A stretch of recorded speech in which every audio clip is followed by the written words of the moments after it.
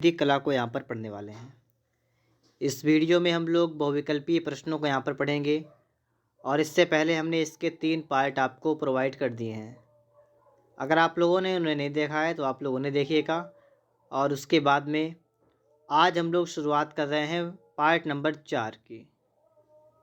तो यहाँ पर आप लोग देखेंगे, सबसे पहले हम आपको समझाने वाले हैं समपार्श्व के बारे में, जिसे इंग्लिश में हम लोग कहते हैं प्रिज्म। तो अगर आप लोगों ने अभी तक चैनल को सब्सक्राइब नहीं किया है तो आप लोग चैनल को सब्सक्राइब कर लीजिएगा। तो देखिएगा, यहाँ पर सबसे पहले हम देखते हैं समपार्श्व क्या होता है, प्रिज्म क्या होता है। यहाँ पर आपको बताया गया है कि वह ठोस जिसके पार्श्व यानी फलक आयताकार हों। देखिए, आप लोग चाहें तो इसे अपनी कॉपी पर नोट कर लीजिएगा। ये जो आपके सामने 2 लाइन लिखी हैं बहुत आपके पास इंपॉर्टेंट आपके लिए है, ठीक है। अगर आपने इन्हें अच्छी तरीके से समझ लिया तो आप इसके जितने बहुविकल्पी हैं सभी बहुविकल्पी को अच्छी तरीके से यहाँ पर सीख पाएंगे। तो पहले आप लोग थ्योरी को पढ़ेंगे और उसके बाद में आप लोग बहुविकल्पी को यहाँ पर सॉल्व करेंगे। एक एक बहुविकल्पी आपसे अच्छी तरीके से सॉल्व हो जाएगा, ठीक है। वीडियो को धैर्य के साथ देखें और पूरा वीडियो आपको देखना है, तभी आपके समझ में आएगा। तो क्या कहा गया है, वह ठोस जिसके पार्श्व यानी फलक कैसे हों, आयताकार हों, और दोनों सिरे का मतलब जो दोनों आधार हों वे त्रिभुजाकार हों या वर्गाकार हों या पंचभुजाकार या षटभुजाकार या 7 भुजाएं हों या 8, जितनी भी हों, ठीक है। अगर ऐसी कंडीशन है तो इसे हम लोग कह देंगे समपार्श्व। अब आप लोग यहाँ पर समझ चुके हैं। क्या समझे आप लोग यहाँ पर?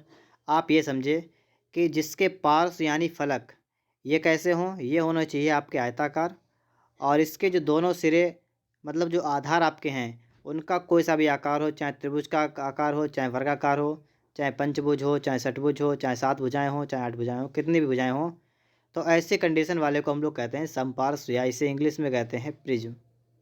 देखिए, अभी आपने सिर्फ परिभाषा को देखा यहाँ पर है, हो सकता है अभी आपके समझ में ना आया हो, ठीक है। चलिए आगे हम समझते हैं इसका चित्र किस टाइप से होता है, ताकि आपको अच्छी तरीके से समझ आ सके, अनुमान लगा सकें आप कि आपका समपार्श्व या प्रिज्म कैसा होता है। हो सकता है आपने प्रिज्म देखा हो, ठीक है, त्रिभुजाकार प्रिज्म हो सकता है आपने देखा हो। चलिए हम आपको दिखाते हैं। यहाँ पर आप देखिएगा, ये आकृतियाँ आपकी प्रिज्म हैं। देखिए, प्रिज्म की परिभाषा आपको ऊपर मिलेगी, नीचे आपको आकृति रखी है। परिभाषा क्या है कि वह ठोस जिसके पार्श्व यानी फलक आयताकार हों, ठीक है। और आगे क्या कहा गया है, आगे कहा गया है और दोनों सिरे आधार त्रिभुजाकार, वर्गाकार, पंचभुजाकार, षटभुजाकार। तो आप दोनों सिरे देखिए पहले कैसे, मतलब आधार कैसा हो सकता है, त्रिभुज का आकार का, वर्ग के आकार का, पंचभुज, षटभुज या कुछ भी हो सकता है। जैसे आप सबसे पहले देखेंगे, आपको एक ऊपर जो आपको आकृति दिखे ना, ये एक आपको एक तरीके से वर्गाकार आपको दिख रहा है, ठीक है। इसमें आपको 4 भुजाएं दिख रही हैं और चारों भुजाएं आपकी बराबर आपको दिख रही हैं। तो यहाँ पर एक टाइप से आपके जो आधार है ना, ये ऊपर वाला देखिए यहाँ पर ये, और बिल्कुल नीचे आपको यहाँ पर दिख रहा है ये वाला, ये दो तो आपके हो गए वर्गाकार आधार। और इसके बाद में फलक क्या होते हैं, या हम यहाँ पर पार्श्व क्या होते हैं, पार्श्व से कहते हैं। तो आपको देखिएगा, ये आपको सामने दिख रहा है, एक ये हो गया, ये दूसरा हो गया, और फिर इसके साइड, पीछे साइड में 2। जैसे एक कमरा होता है तो कमरे के ऊपर फर्श, मतलब ऊपर छत और नीचे फर्श, तो ये 2 चीज़ें आप क्या मान लेंगे, ये आपके हो गए 2 आधार। क्या हो गए, आधार। और जो आपके साइड में चारों तरफ की जो आपके दीवारें हैं वे आपकी हो जाती हैं यहाँ पर पार्श्व, ठीक है, जिन्हें हम लोग फलक कह देंगे। वैसे आपको याद रखना है पार्श्व, ठीक है, पार्श्व आपका याद रखना है। तो जो आपका समपार्श्व होता है, इसमें जो आपके आधार होते हैं वो तो विभिन्न प्रकार के हो सकते हैं, मतलब चाहे आपके त्रिभुजाकार हों, चाहे वर्गाकार हों, चाहे पंचभुजाकार हों, चाहे षटभुजाकार हों, लेकिन जो आपका फलक या जिसे हम पार्श्व कहते हैं, ठीक है, पार्श्व जो आपका होता है वो आपका आयत के आकार का होगा हमेशा। ये आपको समपार्श्व के बारे में याद रखना है। चाहे आप लोग दूसरे को देखें, दूसरे चित्र में वही है कि जो आकृति आपको ऊपर दिख रही है आपको सेम आकृति नीचे दिख रही है दूसरे वाले में। अगर आप देखेंगे इस वाले में, ठीक है, तो दोनों आकृतियाँ आपको यहाँ पर सेम दिख रही हैं। और इसमें आपके बिल्कुल ये भी आपका वर्ग के आकार का ही बना हुआ है, एक तरीके से आप कह सकते हैं ये घन टाइप का बना हुआ है, ठीक है, लेकिन ये भी आपका समपार्श्व की तरह ही बना हुआ है, ठीक है। तो आप इसे याद रखेंगे। घन नहीं इसे हम कहेंगे क्योंकि ये प्रिज्म है, ठीक है, इसलिए। आगे देखिए, अच्छा आगे देखिए तीसरा नंबर ये वाला। इसमें क्या है, इसमें आपका ऊपर बना है एक त्रिभुज नीचे बना है। तो ये जो आपके आधार हो गए ना, ये हो गए त्रिभुजाकार, ये है, ठीक है। आधार कैसे हो गए आपके, ये आपके हो गए आधार त्रिभुजाकार। और इसमें जो आपके पार्श्व बन रहे हैं, पार्श्व, वो भी आपके 3 हैं। अगर आप यहाँ पर देखें, ये तो त्रिभुजाकार हो गया, ये आधार, ठीक है, त्रिभुजाकार हो गया। और इसके पार्श्व कितने बन रहे हैं, 3। कैसे, एक सामने का और 2 साइड के हो गए आपके। तो 3 पार्श्व बन रहे हैं, और तीनों आपके पार्श्व जो हैं वो कैसे हैं, आयताकार। तो यहाँ पर ये लिखा है जिसके पार्श्व आयताकार हों। तो अब आप लोग अच्छी तरीके से यहाँ पर समझ गए होंगे कि जो आधार होता है वो आप ऊपर नीचे का मान के चलेंगे, और जो आपका पार्श्व है वो आपका बीच का जो आपका आयताकार, आयत जो आपके जितने बचे हैं वो। जैसे अगले में आप अगर देखें तो इसमें आपका है पंचभुजाकार, ये 5 ऊपर 5 नीचे, बराबर हो गया ना। तो आधार तो आपका हो गया पंचभुजाकार। लेकिन ये फ्री बीच में अगर आप देखेंगे तो आपके ये आयत बने हैं, और 5 भुजाएं हैं, तो यहाँ पर आपके 5 आयत बने हैं। तो यहाँ पर इसके जो पार्श्व हैं वो कैसे हैं, वो आपके आयताकार हैं। तो इसमें जो पार्श्व होता है वो आपका सबका आयताकार होगा, लेकिन ऊपर नीचे का आधार आपका जैसा होगा आप उसे वैसा नाम देंगे। जैसे इस वाले को हम अगर 5 भुजाएं वालों को कहें तो हम कहेंगे पंचभुजाकार समपार्श्व, आप लोग समझ जाएंगे, ठीक है। अगर हम आपसे ये कहते हैं कि समपंचभुजाकार जो आपका समपार्श्व है, इसमें कितने पार्श्व होते हैं, तो आप बता देंगे 5 पार्श्व होते हैं आयताकार, ठीक है। यही बात मैं आपसे कह रहा हूँ। जैसे इसमें आपके 6 भुजाएं हैं, ऊपर 6 नीचे हैं, तो ये 6 भुजाएं हो गए बराबर। तो ये तो आपका आधार हो गया, ये वाला, ये तो आपका ऊपर और नीचे वाला गोल गोल है, ये आपका हो गया आधार। और उसके बाद में जो आपकी भुजाएं खड़ी खड़ी हैं ना, ये आपका आयत टाइप का बन रहा है, ठीक। क्या बन रहा है आपका, आपका यहाँ पर आयत बन रहा है। तो इसमें आयत कितने बनेंगे, तो इसमें आपके 6 आयत बन जाएंगे। तो इसके जो पार्श्व होंगे वो आपके आयताकार होंगे, कितने होंगे, 6। और ऊपर नीचे आपकी 6 भुजाएं हो गई। ऐसे ही आपका ये बना हुआ है, ये भी आपके सामने एक बना हुआ है, ठीक है। इसे भी हम लोग कहेंगे समपार्श्व। और एक ये आपके पास बना हुआ है। उम्मीद करते हैं कि आप लोग समपार्श्व के बारे में अच्छे तरीके से सीख गए होंगे, यहाँ पर समझ गए होंगे, और आपने एक अनुमान लगा लिया होगा किस टाइप का आपका समपार्श्व होता है। अभी मैं आपको और दिखा रहा हूँ, ठीक है, ताकि आपको अच्छे तरीके से क्लियर हो जाए, ठीक है। मेन टारगेट आपका ये है कि आपको सबसे पहले इसके बारे में पता हो जाए होता क्या है ये, ठीक है। बाकी आप लोग इसके प्रश्न आसानी से बना सकेंगे अगर आपने इसके बारे में पढ़ा है तो। और अगर आपने नहीं पढ़ा है तो आपके लिए बहुत कठिन है, ठीक है। तो आप आराम से पढ़िएगा। मैंने आपसे कहा था कि आपके बहुविकल्पी प्रश्न सारे आपको यहीं से मिलने वाले हैं, और मैंने इसके लिए 3 वीडियो इससे पहले प्रोवाइड कर दी हैं। अगर आपने नहीं देखी हैं तो आपको लिंक उनका डिस्क्रिप्शन में मिल जाएगा, आप लोग उन्हें देखिएगा। और चौथी वीडियो हमारी ये चल रही है, ठीक है। प्रिज्म के बारे में बिल्कुल गहराई से हम लोग यहाँ पर पढ़ रहे हैं ताकि आपको कहीं से भी कोई प्रॉब्लम ना हो। प्रिज्म को कहते हैं हम लोग समपार्श्व, ठीक है। तो ये आपको यहाँ से इतना पढ़ना है सिर्फ। ये हमारे सामने बना हुआ है प्रिज्म, इसे कहते हैं समपार्श्व, समझ लीजिएगा। फिर से देखिएगा, लिखा है प्रिज्म एक ऐसा बहुफलकी है, अभी आपने देखा था बहुत से फलक थे उसमें, जिसमें 2 समांतर सर्वांगसम आधार होते हैं। यहाँ पर आपको पॉइंट नोट करना है कि इसमें 2 क्या होते हैं, समांतर सर्वांगसम आधार होते हैं। तो यहाँ से आपको एक चीज़ क्लियर हो गई, आधार कितने होते हैं, 2। और आगे लिखा है कि आधार के कई बहुभुज हो सकते हैं और अन्य फलक समांतर चतुर्भुज होते हैं। ये आपसे कहा गया है यहाँ पर, ठीक है। अभी आपने इससे पहले पढ़ा था कि 2 आपको आधार मिलेंगे बिल्कुल समान, उसी के लिए इन्होंने कहा सर्वांग सम। और इसके अलावा में यहाँ पर आपसे कहा गया इसके अलावा बहुत से बहुभुज होंगे जिन्हें हम लोग समांतर चतुर्भुज कहेंगे। और इन्होंने यहाँ पर ये कह दिया है, ठीक है। और आपको मैंने अभी पढ़ाया था कि ये आपके जो अन्य फलक होंगे या अन्य पार्श्व होंगे वो आपके आयताकार होंगे, मैंने आपको ये बताया था, ठीक है। आप ध्यान रखेंगे, ठीक है, इस बात का, ठीक है, क्योंकि आपको मिलने वाला अभी है आयताकार। इन्होंने यहाँ पर देखिए एनसीईआरटी में अगर देखें तो यही लिखा है कि अन्य फलक समांतर चतुर्भुज होते हैं, लेकिन आप इस बात का ध्यान रखेंगे यहाँ पर, ठीक है, कि आपको ये मिलेगा आपको आयताकार, ठीक है। क्योंकि आयताकार और समांतर चतुर्भुज में सिर्फ इतना अंतर होता है कि समांतर चतुर्भुज का जो आपका कोण होता है ना वो 90 नहीं होता। देखिए आयत क्या होता है, मैं आपको पहले आयत दिखा रहा हूँ। अगर आपकी इस तरीके से आपकी लंबाई चौड़ाई है तो ये तो आपका आ जाएगा आयत, ये 90 का यहाँ पर बन रहा हो, ठीक है, ये आपका 90 का बन रहा हो, चारों बन रहे हो 90 90 के, तो आपका हो गया आयत। और समांतर चतुर्भुज में क्या है बिल्कुल सेम, लेकिन इसका कोण निश्चित नहीं है, मतलब कोण अलग अलग होते हैं। इस तरीके से अगर आप कर लेंगे तो ये आपका हो जाएगा समांतर चतुर्भुज। इतना अंतर होता है इसमें, ठीक है। तो देखिए हम जब इसे देखेंगे दूर से तो हमें लगेगा इस तरीके से, लेकिन ये होता क्या है, ये वास्तव में होता है आयत, ठीक है। ये नहीं होता है, ये क्या होता है, समांतर चतुर्भुज होता नहीं है, होता है आयत, लेकिन हमें ऐसा लगता है कि ये समांतर चतुर्भुज है। बात समझे आप लोग यहाँ पर। अब देखिए यहाँ पर आप देखेंगे कि ये शीर्ष किसे कहते हैं। तो जहाँ पर ये मिलते हैं, लंबाई चौड़ाई ऊंचाई ये सब मिलते हैं जहाँ पर, तो ये कोना होता है ना, कोने जो होते हैं जहाँ पर दो तीन लाइनें मिलती हैं एक कोना बनता है, उसे हम लोग कहते हैं शीर्ष, ठीक है। तो आपके सामने एक यहाँ पर एक साइड में आपके सामने बना हुआ है, एक साइड में और बना हुआ है, और यहाँ पर आप देखेंगे कि ये जो आपके शीर्ष बन रहे हैं, शीर्ष मतलब कोने आपके बन रहे हैं, ठीक है। यहाँ पर इसके अलावा में आधार की बात करेंगे तो आपको पता है दो आधार होते हैं, कहाँ कहाँ, एक ऊपर और दूसरा आपका नीचे होता है।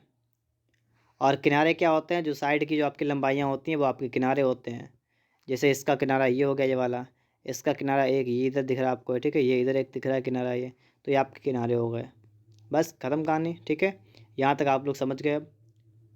अब देखिएगा इसके बाद, अब यहाँ पर देखिएगा मैंने इस तरीके से प्रयास किया है आपका कि ये आपको बिल्कुल अच्छी तरीके से क्लियर हो जाए।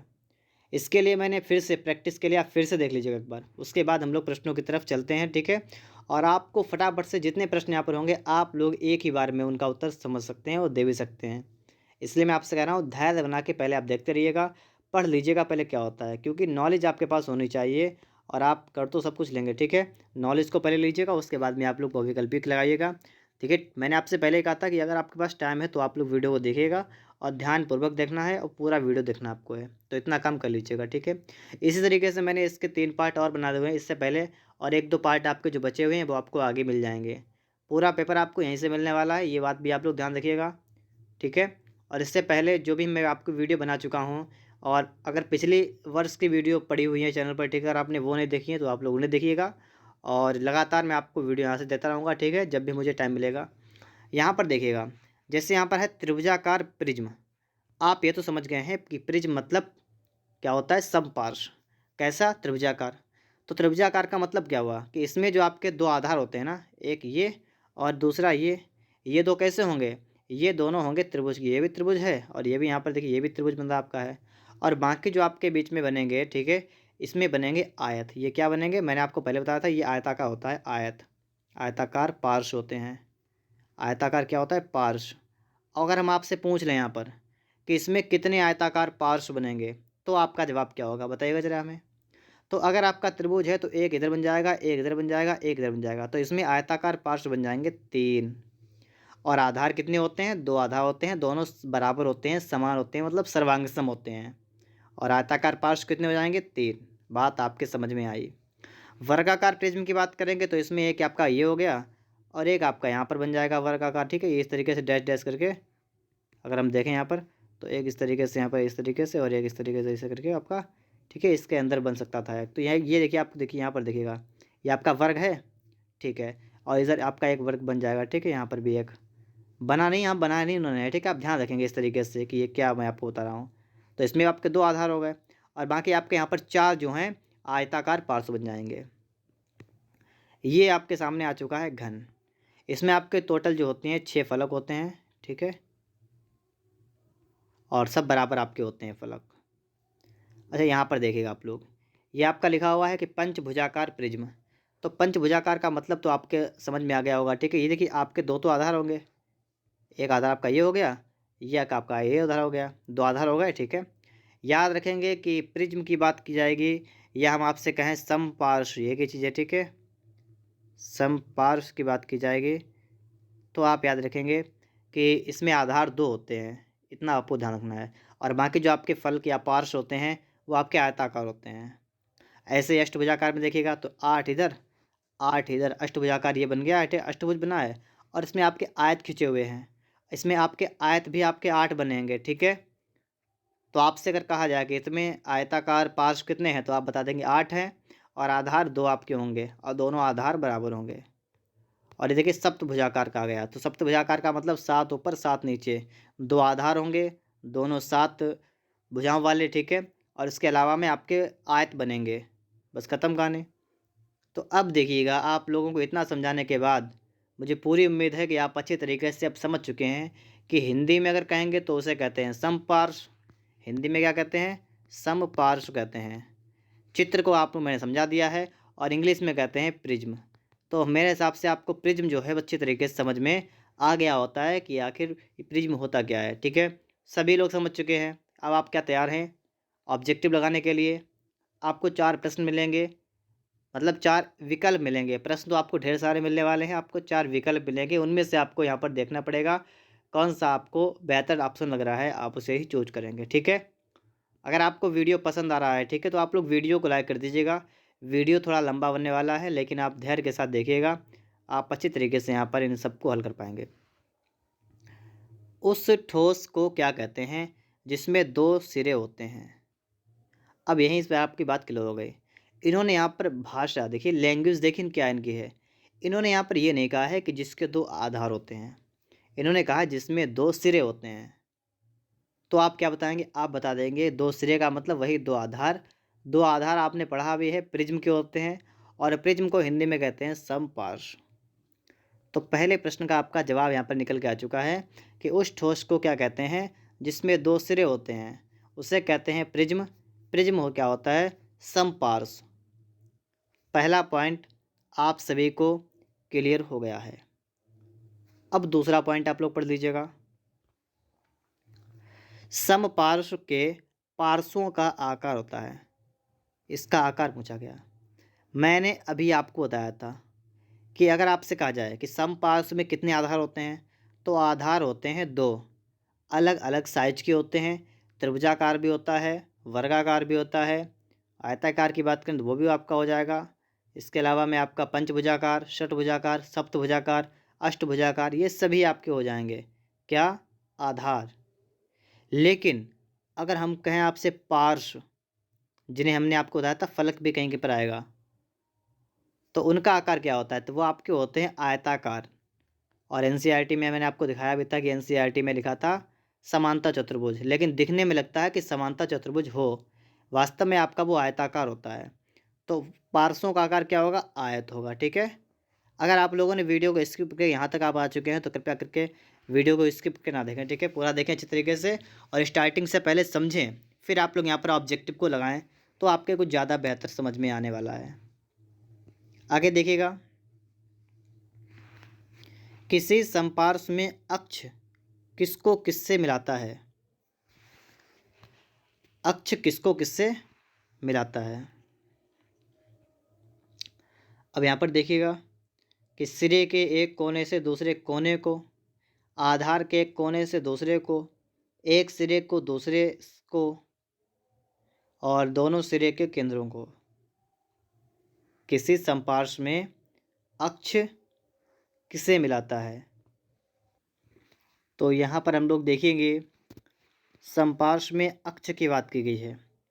तो अक्ष के बारे में अगर हम समझें, तो अक्ष का मतलब होता है कि जो आपका ऊपर का आधार होता है, नीचे का आधार, जिसे हमने आपको यहीं पर लिखा मिला था सिरा, ठीक है। तो जो आपका सिरा होता है ना, उसका जो मिडिल पॉइंट होता है, जैसे अगर मान लीजिए आपका एक वर्ग है, तो इस वर्ग का मिडिल वाला पॉइंट मतलब इसका केंद्र बिंदु जो होता है, उस केंद्र बिंदु से, और जो आपका ऊपर आपको दिख रहा है, ठीक है, उसका केंद्र बिंदु, ये जो होता है ना, अगर इसे मिलाएंगे, ठीक है, बाकी भी हम अगर इस तरीके से मतलब सभी मिलाने ना, तो आपका एक बन जाएगा। जैसे मैं आपको ऊपर दिखा देता हूँ, ठीक है, इसे यहाँ पर देखिएगा, जैसे ये आपका है, ठीक है, इसका मिडिल पॉइंट ये है, यहाँ पर है, और इसका मिडिल पॉइंट ये है, और अगर हम इसके मिला के एक लाइन खींच इस तरीके से, ठीक है, बना दें, तो ये आपका हो जाएगा अक्ष। तो जो आपके सिरे होते हैं ना, उनका मध्य बिंदु जो होता है, केंद्र बिंदु, उन्हें मिलाएंगे तो मिलेगा अक्ष। यही कहा गया है समपार्श्व में अक्ष जो होता है किसको किससे मिलाता है? दोनों सिरे के केंद्रों को मिलाता है, ठीक है। इस बात को आप लोग ध्यान रखेंगे। जो आपका सेंटर पॉइंट होता है, केंद्र बिंदु होता है, उनको मिलाते हैं तो उसे कहते हैं हम लोग अक्ष, सभी में, ठीक है। देखिए कोने से मतलब नहीं है, ठीक है, तो कोने तो आपके होगा नहीं, कि कोना क्या होता है? जहाँ पर इस तरीके से आपका मिला, ठीक है, वही आपका कोना होता है, तो इससे मतलब नहीं होता है, ठीक है। यहाँ पर आपसे कहा गया किसी समपार्श्व के दोनों सिरों के केंद्रों को मिलाने वाली रेखा क्या कहलाती है? अक्ष कहलाती है। अभी आपने सीखा कि दोनों सिरों के केंद्रों को मिलाने वाली रेखा, ये बात देखिएगा, ठीक है। सिरों के केंद्रों को मिलाएंगे तो उसे क्या कहेंगे हम लोग? अक्ष कहेंगे। अब अगला प्रश्न देखिए, बहुत सिंपल प्रश्न है ये वाला, ठीक है। पेपर में आ भी जाता है, तो ये मत समझिएगा कि ये सिंपल है।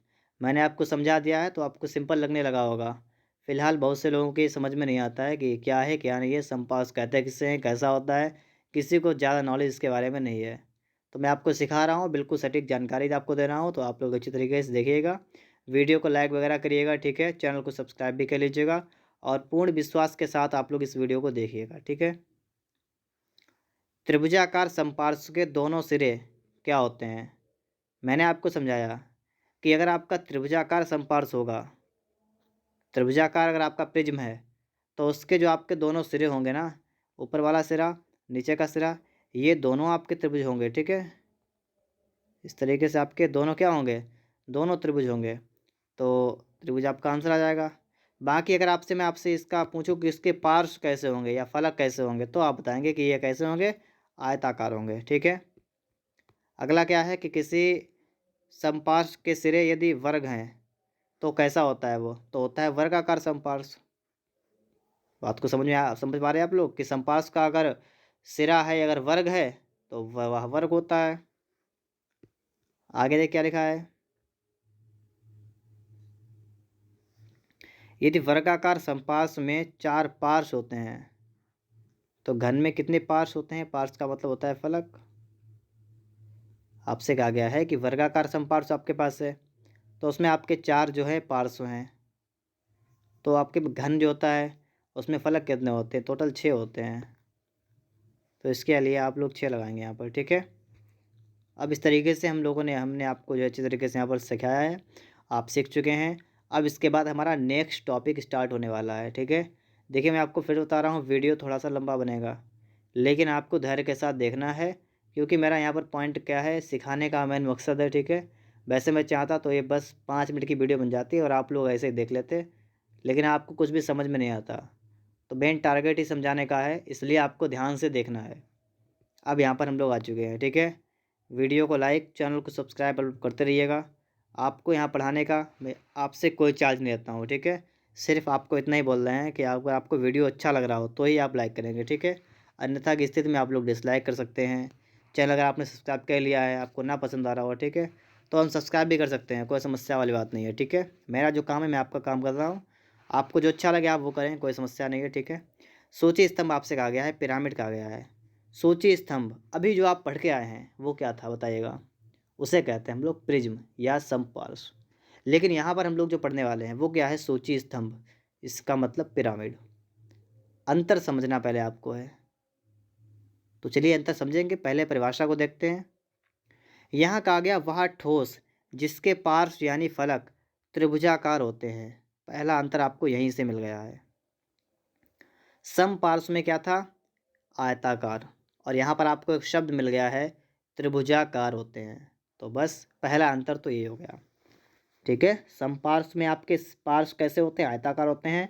लेकिन सूची स्तंभ में आपके पार्श्व जो होते हैं त्रिभुजाकार होते हैं। पहली कंडीशन तो ये हो गई। और दूसरी कंडीशन ये है कि और जो आपका आधार होता है वो आपका सिर्फ एक होता है, और वो भी त्रिभुजाकार हो सकता है, वर्गाकार, आयताकार, पंचभुजाकार, षटभुजाकार, ठीक है, आदि होते हैं। बस ये आपको 2 पॉइंट याद करने हैं। उसका आप देखिए मैं आपको वो भी बता रहा हूँ साथ साथ में, कि जो भी आपने प्रिज्म पढ़ा था, प्रिज्म, उसमें आपका जो समपार्श्व था, मतलब जो आपके पार्श्व थे, तो वो कैसे थे? फलक, वो थे आयताकार। और आधार होते थे 2, मतलब सिरे थे 2, 2 सिरे जिन्हें हम लोग आधार कह सकते हैं, 2 आधार या 2 सिरे। और पार्श्व जो आपके होंगे वो आयताकार। यहाँ पर सूची स्तंभ में यही अंतर है कि इसके पार्श्व जो होते हैं वो आपके त्रिभुजाकार होते हैं, और इसमें सिर्फ आपको एक आधार मिलेगा। और आधार की ही जो अलग अलग चेंजमेंटों में आधार में, ठीक है, आधार वर्ग हो सकता है, त्रिभुज सकता है, आयत है, या पंचभुज है, षटभुज है, अष्टभुज है, कुछ भी हो सकता है आपका है। तो इतना अंतर है। अभी हो सकता है आप लोग ना समझे हों, आगे देखेंगे समझाएंगे आप, ठीक है। आगे एक बात और लिखी है, फलकों के शीर्ष एक बिंदु पर मिलते हैं जिसे शिरोबिंदु कहते हैं। ये जो आपने देखा यहाँ पर जिसके पार्श्व फलक होते हैं, फलक मतलब त्रिभुज क्या होते हैं, तो ये जो होते हैं त्रिभुज के आकार वाले, ये किसी एक बिंदु पर मिलते हैं, उसे हम लोग कहते हैं शिरोबिंदु। याद कर लीजिएगा, ठीक है। शिरोबिंदु क्या होता है, एक प्रश्न 1 नंबर का आता है यहाँ से। अब देखिएगा, हम पढ़ रहे हैं सूची स्तंभ को, जिसे हम लोग कहते हैं पिरामिड। अब यहाँ पर आप देखेंगे, देखिए अभी आपने वहाँ पढ़ा था वही वैसा आपका यहाँ पर लिखा मिलेगा आपको, थोड़ा सा चेंजमेंट यहाँ पर आपको देखने को मिलेगा। यहाँ पर आप देख लीजिएगा और यहाँ पर भी आप लोग देख लीजिएगा, और इसे थोड़ा सा आप लोग अंदाज़ा लगा लीजिएगा कि ये किस तरीके से उससे चेंजमेंट है, इसमें थोड़ा सा अंतर किस तरीके से है। यह एक ऐसा बहुफलकी है जिसमें एक आधार होता है, वहाँ पर 2 आधार होते थे, एक ऊपर एक नीचे। यहाँ पर सिर्फ नीचे ही एक आपका आधार होता है। आधार कोई बहुभुज हो सकता है, मतलब चाहे 3 भुजाएँ हो सकती हैं आधार में, या 4 हो सकती हैं, या 5, 6, 7, 8 जो कुछ भी हो, ठीक है। ये हो सकती हैं भुजाएँ। और अन्य फलक जो होते हैं वो आपके सिर्फ त्रिभुज होते हैं। वहाँ पर आपके अन्य फलक क्या थे, समांतर चतुर्भुज या आयताकार हम यहाँ पर कह सकते हैं। लेकिन यहाँ पर आपको मिलेगा त्रिभुजाकार। ये क्यों, क्योंकि ये है आपका है सूची स्तंभ। क्या है, सूची स्तंभ। इस बात को आप लोग याद रखेंगे, ठीक है। तो देख सकते हैं आप लोग हैं, जैसे आपके सामने यहाँ पर बना हुआ है पहला वाला पॉइंट, ये दूसरा वाला चित्र आप देख लीजिएगा। तो पहले वाले चित्र को अगर हम गौर से देखें तो सबसे पहले नीचे आपकी डैश डैश है, ये है आपका, ये है, इसका एक आधार हो गया। कैसा हो गया, त्रिभुजाकार। बाकी अगर हम इसमें देखें तो इसमें बाकी आपके और बने हैं, जैसे आपका एक तो आपका ये हो गया यहाँ से यहाँ तक, एक आपका इधर के लिए हो गया त्रिभुज, तो 2 ये हो गए, और तीसरा आपका जो आपका त्रिभुज बन रहा है ना, वो आपका एक यहाँ से ये वाला हो गया, तो 3 आपके त्रिभुज हो गए। तो ये आपके फलक जो होते हैं इसके या पार्श्व होते हैं वो आपके होते हैं त्रिभुजाकार, और जो आपका आधार होता है वो आपका सिर्फ एक आधार होता है, कैसा भी हो सकता है। और ये जिस बिंदु पर जो आपके त्रिभुजाकार स्तंभ ये बन रहे हैं ना, ये वाले मतलब जो पार्श्व आपके त्रिभुजाकार हैं, ये जिस बिंदु मिलता है उसे कहते हैं शिरोबिंदु। तो ऊपर वाला पॉइंट क्या हो गया यहाँ पर, शिरोबिंदु, ये शीर्ष जो आपका होता है। ऐसा यहाँ पर आपको दिखाया गया, ये आपकी आकृति बनी है, और इन सब में मतलब ऊपर के लाइन खींच के और आपका ये बिंदु बना दिया गया, और यहाँ समझा दिया गया है ये आपके किनारे होते हैं, ये साइड के, ठीक है, किनारे आपको बता दिए गए यहाँ पर। और आपको बताया गया आधार इसमें एक होता है, जो कि यहाँ पर आपको बताया गया ये आधार आपका एक होता है, और शीर्ष वाले बिंदु को कहते हैं शिरोबिंदु। और समझिएगा अभी, ठीक है, क्योंकि जब तक क्लियर ना हो जाए तब तक समझना है पहले, और जब हम क्लियर कर लेंगे उसके बाद आराम से प्रश्न को सॉल्व कर सकते हैं, हमें कोई समस्या नहीं होने वाली। यहाँ पर देखिए घनाभ आपको बताया गया पहले, तो घनाभ तो आप देख लीजिएगा, ठीक है। आगे देखते हैं त्रिभुजाकार पिरामिड। यहाँ पर देखिएगा क्या है, त्रिभुजाकार पिरामिड मतलब सूची स्तंभ। तो त्रिभुजाकार पिरामिड है, देखिए पिरामिड के बारे में तो आप समझ चुके हैं। आधार कितना होता है, सिर्फ एक आधार होता है, एक आधार होता है, और बाकी आपके क्या होते हैं, बाकी आपके त्रिभुजाकार आकृतियाँ होती हैं। जैसे आप यहाँ पर देख सकते हैं, एक ये आकृति हो गई, एक ये हो गए 2, और एक ये पूरी यहाँ से यहाँ तक ये 3। तो कितनी हो गई आकृतियाँ, 1, 2 और 3। तो 3 हो गए, और ये तीनों मिल कहाँ रही हैं, ऊपर सिर्फ एक बिंदु पर मिल रही हैं। अभी जो आप इससे पहले पढ़ के आए हैं वो आपने पढ़ा था समपार्श्व या प्रिज्म। तो प्रिज्म में दोनों तरफ त्रिभुज होगा, या दोनों तरफ चतुर्भुज होगा, या दोनों तरफ पंचभुज होगा, 2 आधार होते थे, मतलब 2 सिरे थे। यहाँ पर आपको सिर्फ एक आधार मिलने वाला है, यही आपका डिफरेंस होता है मेन। वर्गाकार है तो आपको वर्ग मिलेगा नीचे, और बाकी आपको सभी ऊपर एक बिंदु पर मिलते हुए दिखाई देंगे। और इसके जो पार्श्व होते हैं वो त्रिभुज के आकार के होते हैं, सूची स्तंभ के। और सूची स्तंभ के जो आपके पार्श्व होते हैं मतलब फलक, वो एक बिंदु पर मिलते हैं, जिन्हें शिरोबिंदु कहते हैं। ऑब्जेक्टिव मिलेगा अभी आपको, ठीक है, तो घबराना नहीं है आपको, बिल्कुल समझते रहना। यहाँ पर है आयताकार पिरामिड किसे कहेंगे, नीचे आपका आयताकार बना हो ये वाला, और बाकी सब एक ही बिंदु पर आपके मिलते हो, यही आपका हो जाएगा शिरोबिंदु। पंचभुजाकार की बात करेंगे तो नीचे आपका पंचभुज होना चाहिए, और ऊपर आपके 5 त्रिभुज मिलके बना देंगे, ठीक है। तो इसमें 5 पार्श्व हो जाएंगे, और ये शिरोबिंदु आपका यहाँ पर हो जाएगा। षट्भुजाकार की बात करेंगे तो आप यहाँ देख सकते हैं, ठीक है। इसमें नीचे आपका आधार एक होगा, आधार में आपकी 6 भुजाएं होंगी, ऊपर आपका त्रिभुजाकार बन के आपका यहाँ पर मिक्स होगा, ठीक है, यहाँ पर आपका, और आप यहाँ पर समझ सकते हैं ये शिरोबिंदु आपका हो गया। इस तरीके से हम लोगों ने यहाँ पर इसे भी समझ लिया है, सूची स्तंभ को भी। जो इंग्लिश में समझ रहे हैं वो समझ गए होंगे, एक होता है प्रिज्म, एक होता है पिरामिड, दोनों में क्या अंतर होता है आराम से आप समझ गए होंगे। अब देखिए हम यहाँ बात करते हैं सूची स्तंभ के बारे में, जो हमने पढ़ा अभी है पिरामिड के बारे में। सूची स्तंभ के पार्श्वों का आकार क्या होता है? सूची स्तंभ तो आपने देख लिया ना, इस तरीके से आपका सूची स्तंभ होता है ना, इस तरीके से जो भी आपकी आकृति बनेगी यहाँ बन जाएगी, ऊपर सभी त्रिभुज के आकार से बनके एक बिंदु पर मिल जाएंगे। इन्होंने कहा है पार्श्व का आकार क्या होता है, तो इसके पार्श्व का आकार होता है त्रिभुज। किसके? सूची स्तंभ के। ठीक है, चलिए इसके बाद आगे देखते हैं। अगला प्रश्न आप देखेंगे क्या लिखा हुआ है कि किसी सूची स्तंभ के आधार के केंद्र को शीर्ष बिंदु से मिलाने वाली रेखा को क्या कहते हैं? किसी सूची स्तंभ के आधार के केंद्र को, तो कोई सूची स्तंभ मान लीजिए हमने कहा है कि हमारे पास एक त्रिभुज बना हुआ है आधार में, ठीक है, और उसी पे हमने बना दिया एक सूची स्तंभ। मतलब इस तरीके से हमने यहाँ से यहाँ पर लाइन कर दी है, ठीक है, और ये आपका रेडी हो चुका है सूची स्तंभ। ठीक है, और इसमें अगर हम बात करें यहाँ पर तो क्या कहा गया हमसे है कि आधार के केंद्र को, तो आधार का केंद्र मान लीजिए आपका है, ठीक है, इस केंद्र को और मिलाना कहाँ से है? इस वाले केंद्र को आपको मिलाना कहाँ से है? शीर्ष बिंदु से, मतलब यहाँ से। तो ऐसी कंडीशन में ये जो आप मिलाएंगे ना, तो इसे क्या कहेंगे? तो इसे आप लोग कहेंगे अक्ष, क्योंकि आपको पता है जब भी केंद्र की बात आएगी तो आपको बताना है अक्ष। ठीक है, तो इस तरीके से आप लोग यहाँ पर भी समझ गए होंगे। अगला पॉइंट यहाँ पर देखेंगे कि सूची स्तंभ के सभी फलकों के शीर्ष बिंदु से, शीर्ष बिंदु जो होते हैं, शीर्ष कौन से बिंदु पर मिलते हैं? तो जो आपके फलक के शीर्ष होते हैं वो आपके शिरो बिंदु पर मिलते हैं। ये बात आपने स्टार्टिंग में ही पढ़ ली थी। और अगला देखिएगा, ठोसों में कितने आयाम होते हैं? मतलब बस वो आपके सूची स्तंभ जो था वो भी आपका समाप्त हो चुका है। अब आपका यहाँ पर थोड़ा सा आपको और समझना है, ठीक है, थोड़ी वीडियो और बनेगी और उसके बाद हमारा ये 4 पार्ट है ये भी कंप्लीट होगा, और इसके बाद हो सकता है आपको 1-2 पार्ट और मिल जाएँ। बस आपके वो विकल्प ही सारे यहीं से मिलने वाले आपको हैं, तो इसके बारे में आपको चिंता नहीं करनी है बिल्कुल भी। आपको सिर्फ पढ़ाई पर ध्यान देना है। आपका पेपर भी आपको पता चल रहा है कब है, 2 महीने का टाइम आपके पास अभी आराम से है। आराम से सीखिएगा और मौज करिएगा, ठीक है। ठोसों में कितने आयाम होते हैं? अब यहाँ पर देखिएगा, यहाँ पर देखिए आपके सामने एक ठोस बना हुआ है जिसे हम लोग कहते हैं घनाभ। ये आपके सामने बना हुआ है घनाभ। क्या बना हुआ है? घनाभ आपके सामने बना हुआ है। ये आपका एक ठोस है और इसमें आपका आयाम पूछा गया है। जैसे आप चित्र देखते होंगे तो चित्र आपके होते हैं 2D और 3D। जैसे मैं आपके सामने बना दूँ सिर्फ एक आयत, तो ये आप ऊपर से देख रहे हैं, ठीक है, आपने एक आयत देख लिया। ये तो आपने सिर्फ इसमें क्या देखा है? आपने इसमें देखा है सिर्फ इसकी लेंथ को, मतलब इसकी लंबाई को और इसकी चौड़ाई को, ठीक है, क्योंकि आयत में आपको सिर्फ 2 चीज़ देखने को मिलती हैं, लंबाई और चौड़ाई। तो ये आपका चित्र हो गया 2D, ठीक है। लेकिन अगर हम बात करें 3D की, तो 3D क्या होता है?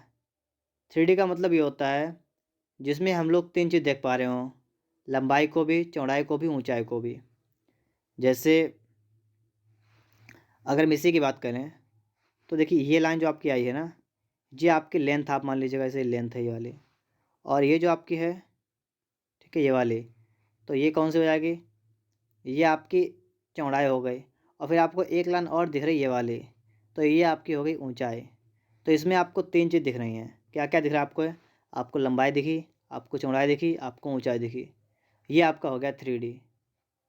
इन्होंने यही कहा है कि ठोस में कितने आयाम होते हैं, तो इसके हिसाब से हमने हिसाब लगा लिया यहाँ पर कि इसमें 3 आयाम होते हैं, ठीक है, 3D होता है, ठीक है। तो बस ख़त्म कहानी। ये भी आप समझ गए होंगे, 3 होते हैं, याद कर लीजिएगा आप लोग। यहाँ पर थोड़ा सा आप समझिएगा, एक आपका चैप्टर है लांबिक प्रक्षेप, और ये आपको समझना आपको जरूरी है। लांबिक प्रक्षेप होता क्या है पहले देख लीजिएगा।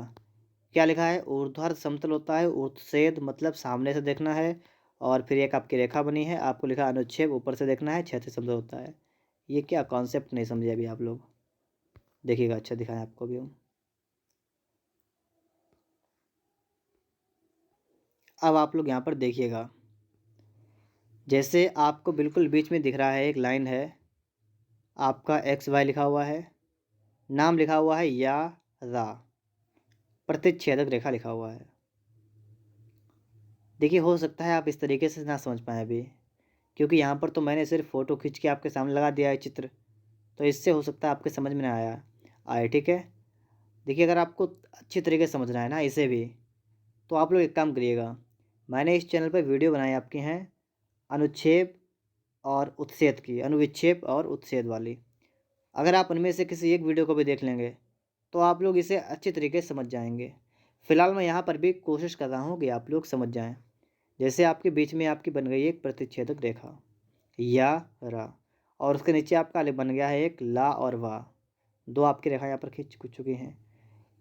देखिए, आपका सिस्टम ये है, जैसे मान लीजिए आपकी ये पृथ्वी कोई मतलब आप ज़मीन है, ठीक है, ये पृथ्वी है, और कोई चीज़ जो है जैसे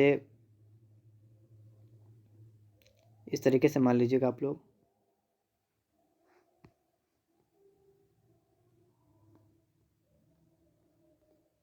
इस तरीके से, मतलब ये तो आपका ऊपर की साइड का है और ये आपकी ज़मीन है पूरी, मान लीजिए ये आपकी क्या है, ये आपका धरातल है और ये आपका ऊपर के लिए। जैसे आप मान लीजिए आपने लैपटॉप देखा होगा ना, लैपटॉप जो आपका खुला होता है तो कैसा होता है, बिल्कुल लंबवत होता है ना, नीचे का हिस्सा आपके ऊपर होता है और ऊपर वाला हिस्सा बिल्कुल सीधा होता है।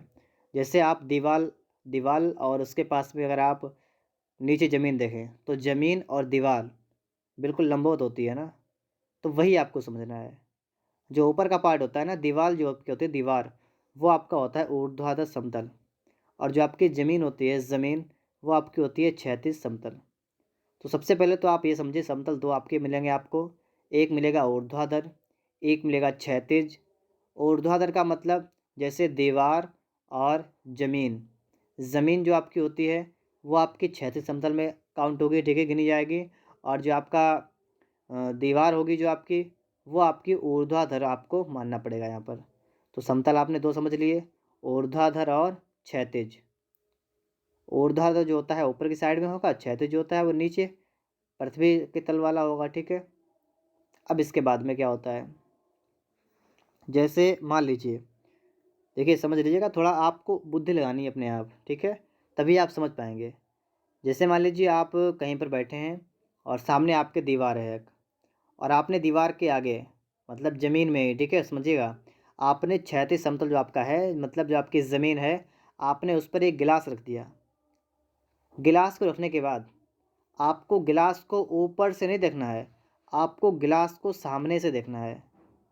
देखिए, दो कंडीशन आपको यहाँ पर मिलेंगी, एक तो किसी चीज़ को आप रख के ऊपर से देखें उसे कैसा दिखेगा, और दूसरी कंडीशन ये बनेगी कि आप उसे सामने से देखें। तो यहाँ पर जो आपका प्रश्न है, इसके हिसाब से आपको बिल्कुल सामने से देखना है।